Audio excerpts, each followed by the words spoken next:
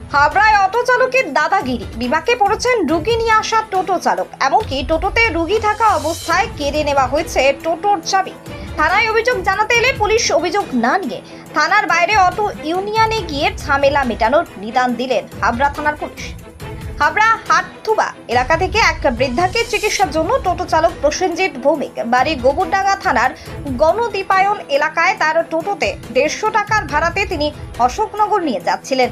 হাবড়া যশোর রোডের ওপর স্টেট ব্যাংকের সামনে হঠাৎ একটি অটো ব্রেক কষে দাঁড়িয়ে যায়। পেছনে থাকা টোটো নিয়ন্ত্রণ না করতে পেরে অটোর পেছনে ধাক্কা মারে। তবে ধাক্কাতে অটোর কোনো ক্ষতি হয়নি। অটো চালক অটো থেকে নেমে এসে টোটো চালককে হুমকি এবং টোটোর চাবি নিয়ে চলে যায়। তাকে দেখা করতে বলে তাদের স্ট্যান্ডে। টোটো চালক রোগী এবং তার পরিবারের টোটোতে বসিয়ে টোটো ঠেলতে ঠেলতে হাবড়া থানার সামনে আসে। কি করবে কিছুটা বুঝতে পেরে হাবড়া থানায় একটি লিখিত কমপ্লেন করতে যায়। সে সময় পুলিশের পক্ষ থেকে বলা হয় থানার বাইরে ইউনিয়ন অফিস আছে, আগে সেখানে যান, সেখান থেকে মিউচুয়াল না হলে পরবর্তীতে থানায় আসুন।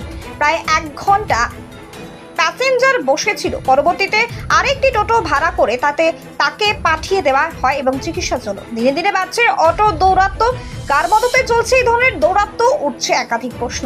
পরবর্তীতে অটো চালকের দাদাগিরির খবর সংবাদ মাধ্যমে দেখানোর পরে হাবড়া থানার পুলিশ অভিযুক্ত অটো চালককে গ্রেপ্তার করে ও টোটো চালকের হাতে তার চাবি তুলে দেয় হাবড়া থানার পুলিশ। হাটথোবা থেকে পেশেন্ট নিয়ে অশোকনগরের দিকে যাচ্ছি। আমি টোটো করে, আমি টোটো চালাই। চোংদা থেকে মস্তান্তপুর যে রুট, সেই গাড়ির টোটো। এবার ওনাকে নিয়ে আমি ডাক্তারখানায় রওনা দিয়েছি।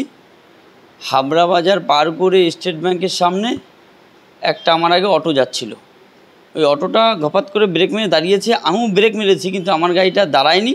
ওনার পেছনে গিয়ে ধাক্কা লেগেছে। অটোর ক্ষতি বলতে পেছনে একটু লেগেছে, দেখা গেলে একটু একটা নাট সরে গেলে যেরকম হয় সেরকম, ওটা কোনো ক্ষতি না। একটা টোটো ধাক্কা দিলে অটোর কত ক্ষতি হতে পারে। আর গাড়ি তো আসতেই, গাড়ি যে খুব জোরে তা তো না।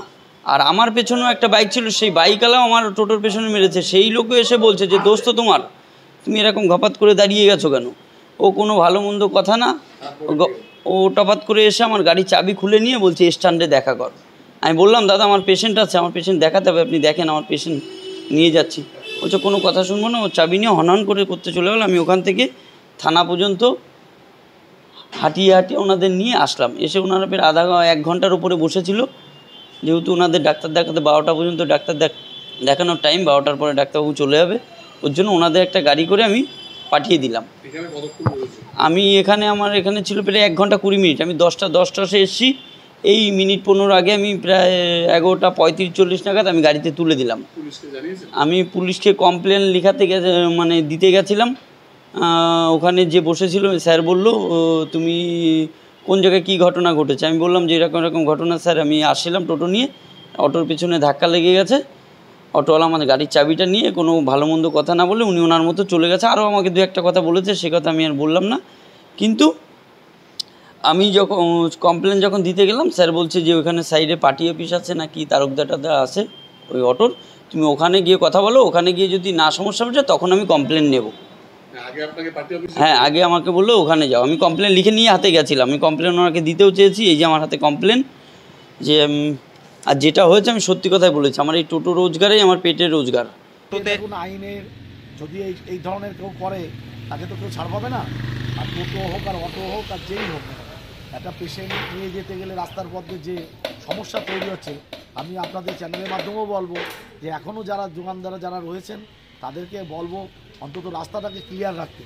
এই রাস্তাটা ক্লিয়ার থাকলে আজকে কিন্তু এই যানজটের সমস্যা হয় না এবং এই ধরনের ছোটোখাটো অ্যাক্সিডেন্টও ঘটতে পারে না।